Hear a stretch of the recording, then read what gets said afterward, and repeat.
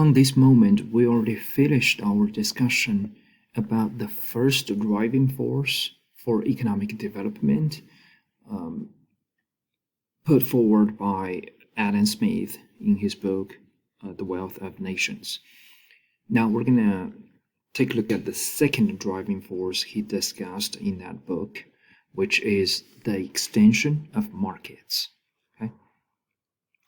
Now, how does this work in theory? Let's take a look at this step by step. Okay.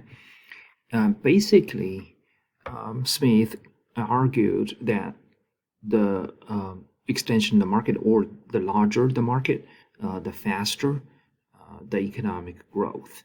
Okay. Now, the larger the market means there will be more or larger demand for goods and services, right? Because there are more potential customers who would be able to, willing and able to buy the products, okay? And to meet the market demand, the producers need to hire more workers or more units of labor, okay, to produce. And when they hire more, then there could be a greater specialization or division of labor. Okay, so there would be more collaboration within each factory. Okay, and of course, this helps achieve a higher productivity per worker. Okay, now here we can check out two examples. The first one was provided by Smith himself when he visited a pin factory back in 18th century. Okay, this is what he observed over there. He said that one man draws out the wire, another straightens it, a third cuts it, a fourth points it. Those 10 persons therefore could make 48,000 pins in a day. Okay. Another example is, from our first-hand observation. Okay.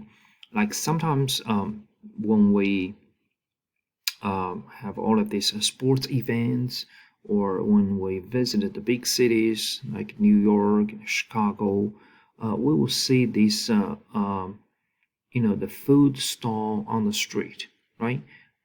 Oftentimes it's just one-man show, right? Like one person takes the order, right? And then cook the food and take the money from the customer, right? Taking care of everything, all right?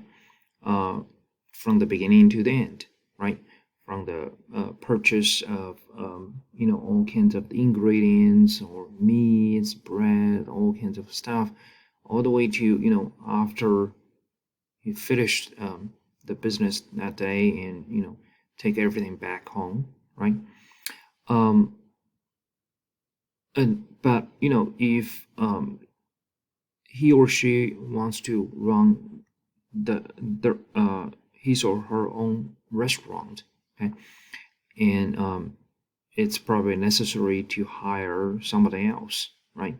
Like at least one person taking care of the customers when they come in, right? Take the orders, or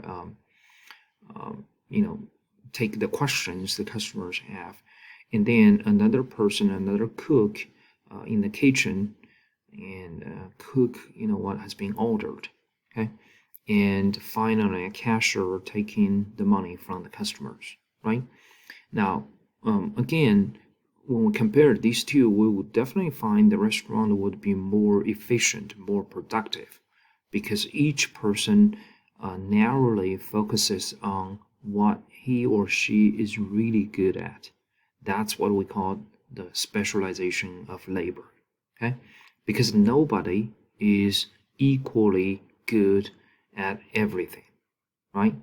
Nobody is equally good at everything. So if we can find what we are relatively better at, then we would be more productive.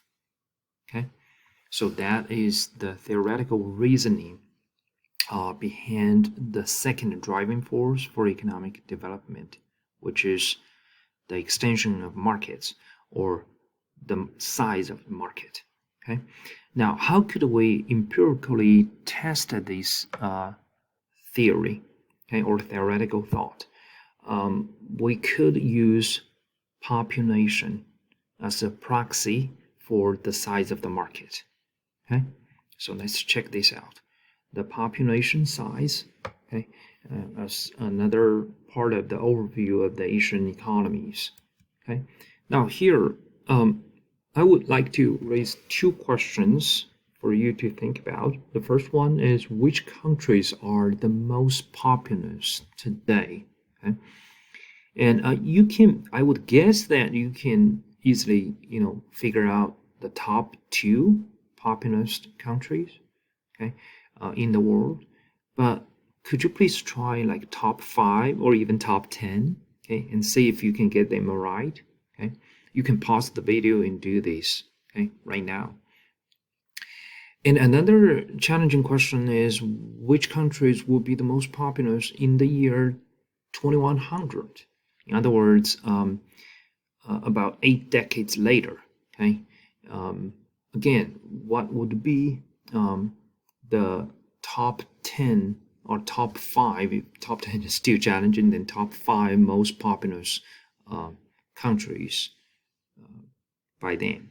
Okay, again, try it, pause the video, okay, and you might be surprised when you see this table on the slide, okay, in a second. Okay, now let's check out these.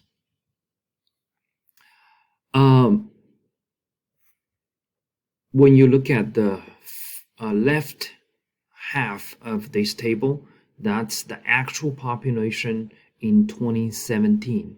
Okay, and the right hand side would be here E stands for estimated. Okay, the projections of the population in the year 2100. Now let's look at the actual size of a population in 2017. Here we're checking out top 10 most populous countries. Okay, as I just mentioned, most of us could get the top 2 correct, right? China and India. And US is actually number 3 with 325 million people. Okay, number 4 is actually hard, I believe. It's actually Indonesia with 258 million people. Okay, and number 5 is another Asian economy, Pakistan, 214 million. Okay, and so if you look at the top 5, you would actually find 4 of them are from Asia. Okay, if you look at top 10, you find Bangladesh 157 million and Japan 128 million. Okay, so there are actually 6 out of the top 10 most populous countries are from Asia. Okay.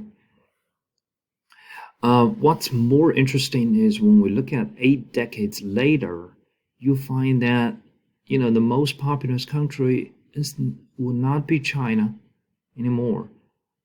It's going to be India, okay, with 1.09 billion people. Now, this is interesting because when we compare that number with 2017 number 1.38 billion, you find that Indians' population actually decreased, okay, by about 300 million.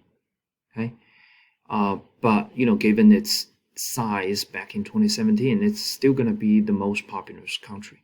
Okay, number 2 is Nigeria. Okay, the most populous country in Africa. Okay, today, 1 in every 8 African people live in Nigeria. Okay, so in the year 2100, we're going to see more. Okay, 791 million. population. China becomes number 3, okay, with only 732 million. Remember, in 2017, it has 1.4 billion, right? So there's a huge decrease in Chinese population, okay? United States, the size of population increased a little bit, okay? But again, when we count the Asian economies in this top 10 group, we only find 4 of them, okay? India, China, Pakistan, and Indonesia, okay?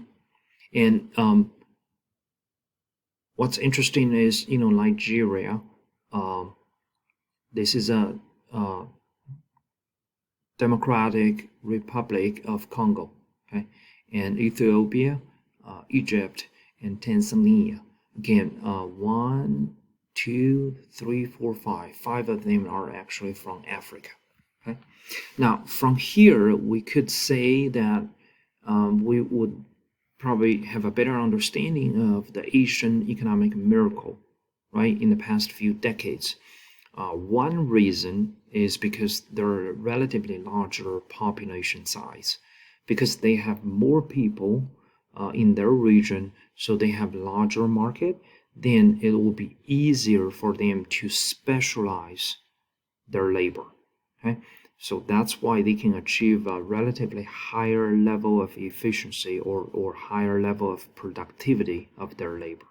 Okay, now looking forward from now on all the way to the year 2100, we would say that Asia probably still going to be the largest population, in terms of the region.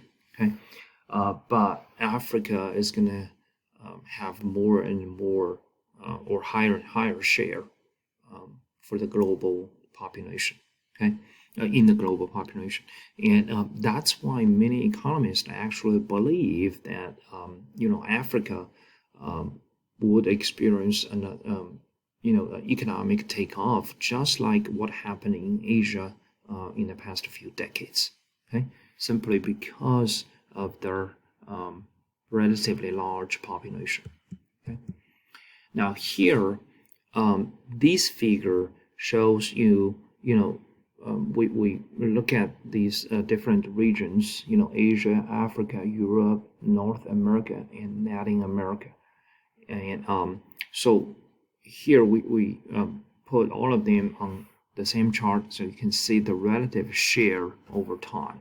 Okay, once again, back in 1950s, 1960s, I believe approximately 60% of the global population are from Asia.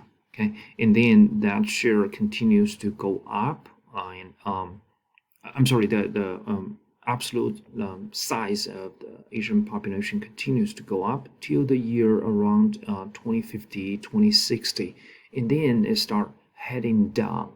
Okay, and we're going to talk about this later, why it heads down. Okay, especially when we look at China and India. Okay, but again, what's more striking here is the African population. It will experience a dramatic expansion or growth in the decades to come. Okay. All right, and during our meeting, I'm going to show you another, kind of the share of the world population by region from 1950 to the 2100, and that one is on the website where you can see, kind of dynamically how that share changed. Okay, and so this is another thing about the economic, the driving force of economic development. Okay, it's about the size of the population. All right.